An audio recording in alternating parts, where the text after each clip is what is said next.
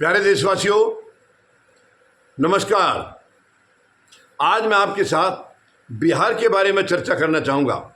खास करके नीतीश कुमार ने अभी एक और जो नया दांव चला है उसके बारे में आपसे बात करना चाहूँगा। बिहार की एक्चुअली देखा जाए हालत अभी बिल्कुल किसी को भी क्लियर नहीं है कि क्या होने वाला है। आज कुछ समीकरण अलग दिखते हैं, कल कुछ और बदल जाते हैं, परसों फिर और बदल जाएंगे। ये माहौल चल रहा है। कौन किसको पटकनी देगा ये अभी कुछ कहा नहीं जा सकता है। लेकिन नीतीश कुमार ने अभी जो दांव चला है, यानी वहाँ पर आपको मालूम है रामविलास पासवान के बेटे हैं चिराग पासवान। उन्होंने खुद तो अभी तक कुछ ज़्यादा नहीं कहा है, लेकिन उनके सहयोगियों ने ये कह दिया है कि ये जो है चिराग अब राज्य की जो है ना विधानसभा चुनाव लड़ेंगे, यानी उनके लिए खुद के लिए व्यक्तिगत तौर पर, और उनकी रुचि अब स्टेट पॉलिटिक्स की तरफ ज़्यादा है। इससे खलबली बीजेपी में भी मच गई है और जेडीयू में भी, इसमें कोई दो राय नहीं। क्योंकि 2020 का चुनाव आपको याद होगा, चिराग पासवान की वजह से नीतीश कुमार की बहुत सीटें घट गई थी, क्योंकि उन्होंने सभी सीटों पर अपने उम्मीदवार उतारे थे, जिससे नीतीश कुमार के उम्मीदवार हार गए थे, काफ़ी ज़्यादा हार गए थे, केवल 43 सीटें जीते थे। और अब उनको फिर से ऐसा लगने लग गया था, क्योंकि वो ये घोषणा करा चुके हैं कि वो चुनाव लड़ेंगे और वो सीएम की रेस में भी हैं। ये तक भी बातें कह दी हैं कि वो मुख्यमंत्री की रेस में हैं। तो इससे दोनों दलों में ये तो हलचल तो मचनी थी। तो अब नीतीश कुमार ने एक दांव ऐसा चला है, शायद ये चिराग पासवान के लिए परेशानी पैदा करेगा। यानी आपको मालूम है चिराग पासवान ने 2 शादी की थी। तो पहली जो पत्नी थी इनकी, उससे 2 बेटियां हैं। तो उनके एक दामाद जो हैं उनको यानी अनुसूचित जाति का अध्यक्ष बना दिया है नीतीश कुमार ने, और ये जो है कैबिनेट मिनिस्टर का इनका दर्जा होता है। तो ये एक बहुत बड़ा दांव नीतीश कुमार ने खेला है।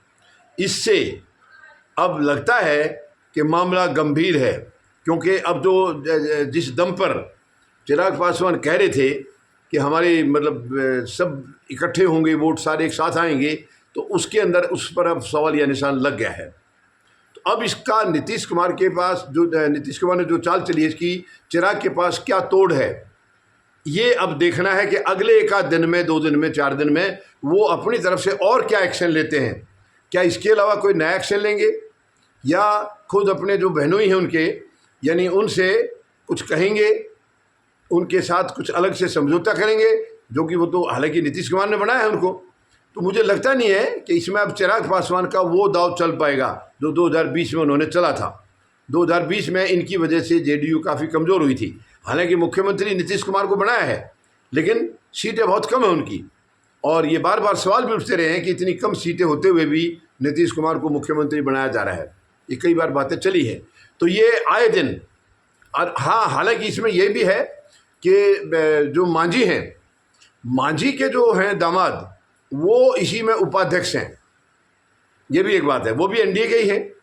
तो अब एक किस्म से देखा जाए तो एनडीए के अंदर भी खलबली मची हुई है, उधर इंडिया गठबंधन में भी खलबली मची हुई है।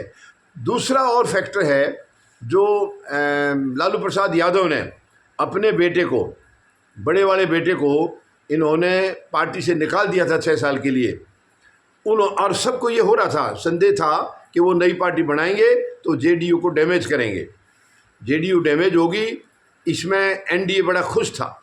लेकिन कल उन्होंने जो बयान दिया, 2 ट्वीट किए उन्होंने, उसकी वजह से उनके ट्वीट के बाद यानी इंडिया गठबंधन में भी एक अच्छी मतलब खुशी महसूस की जा रही है, और एनडीए मायूस नज़र आ रहा है। उन्होंने ये कहा है कि मेरे माँ बाप भी मेरे लिए भगवान हैं, वो जो भी मेरे लिए कहेंगे, जो भी करेंगे, वो कोई गलत नहीं करेंगे, जो भी किया है सही किया है, और मैं हर वक्त उनके चरणों में हूँ। मतलब बड़े अच्छे अच्छे बयान दिए हैं। खुद अपने भाई के लिए, छोटा भाई उनका जो तेजस्वी है उसके लिए भी बोला है, तेज प्रताप ने उनके लिए भी बोला है कि मैं अपने भाई के साथ हूँ, भाई को जब भी जैसी मेरी ज़रूरत होगी मैं उनसे दूर नहीं हूँ। तो ये कई चीज़ें कह कर के उन्होंने वो विराम लगा दिया है, जिसके लिए कुछ आदमी यानी इंतज़ार में थे कि अब आरजेडी कमज़ोर हो जाएगी और इंडिया गठबंधन कमज़ोर होगा, क्योंकि वहाँ पर लीड में जो है इंडिया गठबंधन में वो आरजेडी है। तो ये बहुत एक ऐसा बयान दिया है कि अब ये एनडीए का जो इनको एक माहौल बनता दिखाई दे रहा था, वो उसके अंदर अब खलल पड़ गई है, और इंडिया गठबंधन की तरफ इनके बयान के बाद या इनके 2 ट्वीट जो आए हैं उनके बाद में इंडिया गठबंधन में एक शांति सी मतलब महसूस हुई है कि उसके अंदर कोई टूट नहीं है, कोई कमज़ोरी नहीं आई है। तो ये अब देखना है बिहार का आने वाले 2-4 दिन में और क्या रंग खिलाता है, क्या गुल खिलाता है, क्योंकि वहाँ आए दिन कोई ना कोई समीकरण बदल रहे हैं। बिहार के समीकरण हर रोज़ कुछ ना कुछ बदल रहे हैं, एनडीए के अंदर भी, और इंडिया गठबंधन में कोई ज़्यादा ऐसी कोई दिक्कत वाली बात फिलहाल लग नहीं रही है। उनका तो जो है इंटैक्ट है, जो गठबंधन है, जो इतने जो सहयोगी हैं इनके, वो करीब करीब सारे इंटैक्ट हैं। लेकिन आए दिन जो परेशानियां आ रही हैं वो एनडीए पर आ रही हैं। अब एनडीए में क्या है, बीजेपी अपनी चाल चल रही है और नीतीश इनकी चाल में फंसना नहीं चाह रहे हैं। नीतीश भी बड़े तगड़े खिलाड़ी हैं, वो इनकी चाल में फंसना नहीं चाह रहे हैं। तो ये आखिर तक अगर नीतीश पाला बदल जाए तो भी कोई बड़ी बात नहीं होगी।